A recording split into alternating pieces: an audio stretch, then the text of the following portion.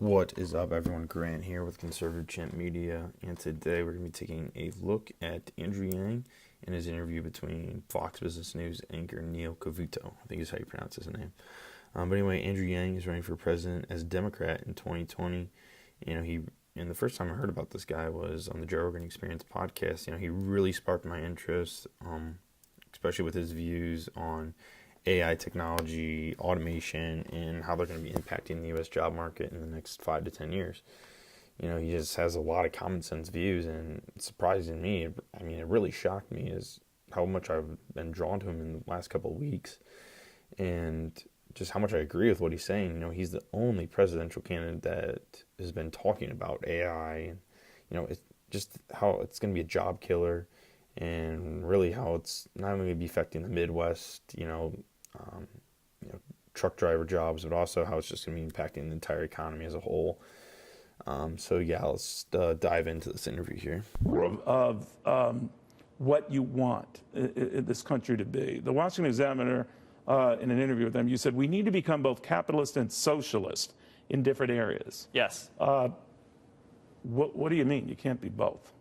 Well, so I like to quote my friend Eric Weinstein, who said, we never knew that capitalism was going to get eaten by its son, technology. And here in the 21st century, a lot of the economic rules we take for granted have stopped applying. You can build a very successful, profitable company that does not employ many people. And if it does employ people, you don't have to treat them well. You can make them all independent contractors and gig workers. So the things we take for granted have broken down, and we have to start solving this problem by evolving our entire system. So what is it that made you run for this? I mean, you're a young dad besides. And you discussed this with your family. What was their reaction? Well, I was talking to my wife about this just the other day in the car, when she was like, "What? How did that conversation go?" But as you suggest, I'm a father. I've got 2 young children, and I'm running because I want to keep this country strong and whole for them. I'm the son of immigrants. Yeah. My family benefited tremendously from the fact that I was lucky enough to be born here, and I want to feel the exact same way about my sons. So were you inspired by Donald Trump getting elected, and that changed the dynamics? Well, it certainly showed what was possible. But as I said at the opening, I believe that the reason why Donald Trump is our president is that there have been these fundamental economic changes that have displaced many manufacturing workers, and they were his retail workers. Yes, and the Democratic Party, for whatever reason, is not trying to address those problems. They're attacking Trump himself or the symptoms, but the disease is this pervasive economic insecurity as we make it harder and harder for Americans to find meaningful opportunities. So after that, I can't agree with more of what you just said right there. I love the quote from Eric Weinstein, and he just seems like a normal, down-to-earth guy that's making a lot of sense. And he's right. He is the only presidential candidate that is talking about AI and how it's going to be displacing most of the jobs in the United States.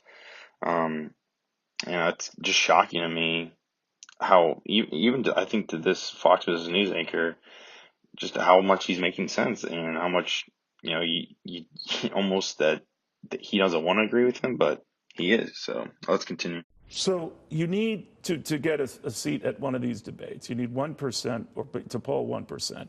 That's 65,000 individual donors. You're already at both, I guess, right? Yeah, and I'm going to be on the debate stage in June and July. The DNC has already reached out to my team. Is that right? So you're already there. They were so, so they're very, very open this time, where they want everyone to know they're not going to put their thumb on the scale. And I've done a few of these debates myself for both networks, and there's the so-called kids table. If you're not with the major league guys. The JV, I remember, in the Republicans. Is it tough to break through that? Because the structure is such that it's very tough. The DNC, Neil, I'm happy to say, they've actually said they're going to avoid the entire varsity JV dynamic. Put you all up there together? What they're doing is they're splitting it into 2 nights. Oh, okay. And then they're randomly selecting who goes where. So as long as you make the threshold, then you're treated on an equal footing. And because they're trying to make it totally fair for each candidate. Joe Biden is sort of like the elephant in the room. Do you think he is for the Democratic Party? Well, I look at the same polls you do, and certainly there are a lot of people that are very enthusiastic about Joe. And I've had the attitude towards Joe and everyone else, which is the more candidates that run, first, the better it is for a candidate like me, because in a fragmented field, you can do better with like a smaller percentage. But I'm also running to try and advance meaningful solutions and improve the lives of working Americans around the country. And to me, if other Democrats start adopting my platform, that would be a tremendous win. All of you right now have expensive platforms. A lot of spending in there, Medicare for all, as you said, checks for all. And a lot of people will scrutinize how you pay for it. And you talk about a value-added tax. But in the end, tell me how you're different than your other big spending colleagues. Well, I've been a CEO and business person. I met payroll many, many times. I believe that small businesses are the backbone of this economy. But we have to face facts, where a generation or two ago, maybe someone would have started a hardware store in their main street. But now with Amazon sucking up $20 billion of commerce every year, 30% of Main Street stores are closing in the next 4 years. 30% of malls are closing in the next 4 years. And being a retail worker is the most common job in the economy. So we have to start facing facts. And the entire socialism-capitalism dichotomy, again, is out of date and is breaking down. We have to try and take the best of both worlds and build an economy that centers around how people are doing. Take the markets and have them allocate resources in ways that would actually help families in Main Street America. Okay, again, I couldn't agree more with what you just said. I'm very excited to see him on the debate stage. I think it's going to be very, very interesting to see him debating and interacting with all the other Democratic presidential candidates. Because all of them are the exact same person. They're running on the exact same issues. They're so far left, it's annoying. And, I don't want to talk about the Green New Deal. But, it's this, again, progressive left-wing utopia that is just economically impossible. And he knows it, because like he said, he's a business guy, a businessman. And yeah, I'm very excited to see him on the stage. You talk about Joe Biden. I personally don't really care about Joe Biden. I think he's okay.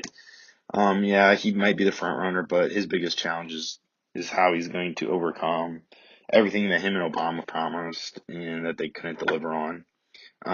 But yeah, again, he's a businessman. He talks about he thinks the small business owner is the backbone of America, which it has been. But let's be real, AI and Amazon are killing small businesses, and Amazon is completely killing retail jobs. And what he's just saying is, let's be real, let's face the facts, and let's do something about it. So yeah, let's continue. You speak a Main Street theme, but you're also educated at Brown. You went to Columbia Law. You're smart as a lick. But some will just go back and say, the guy's just an elitist. Well, I just spent time with a trucker in Altoona, Iowa, and I rode around in his truck to see what his day-to-day life was. And I wrote a book, The War on Normal People, that breaks down what's going on in Main Streets around the country. I spent 6 years working in Birmingham and Detroit and Cleveland. And so showing up in these communities, I just wanted to help. And I've developed a real passion for helping the little guy or gal. I grew up the only Asian kid, like a skinny Asian kid who'd skipped a grade. And so I always felt like I had a thing for the underdog. I'm still a Mets fan to this day, as an example. Well, that's your problem. Yeah, I know. It has been a problem. But who's the underdog now in America? It's the Main Street American worker who's getting shoved to the side, and we're just not confronting it honestly. We'll watch you very closely. Andrew Yang, very good having you. Democratic presidential candidate. He took a look around what was going on in the country. He said, you know what? I'm going to do that. It's not an easy. All right, and that brings us to the end of this video. I quickly wanted to point out, I really disagree with what Cavuto said at the end there. Yeah, Andrew Yang, he's went to incredible Ivy League schools and has been a CEO, but I don't view him as elitist at all. In fact, I view him as the underdog. He's the son of an immigrant, and he's worked for everything he has, so I'm really kind of surprised. I don't really think many people are viewing him as an elitist, so I was kind of surprised at that question he asked, but regardless, I'm very excited to see how this election plays out, and I'm going to continue to closely follow Andrew Yang's campaign. So let me know what you guys' thoughts are on this video, anything that I said, or what you guys think about Andrew Yang. And I'm going to probably make a couple more videos about Andrew Yang and and any other Democratic presidential candidates that spark my interest. But that's all for me. So everyone, take care. I'll see you next time.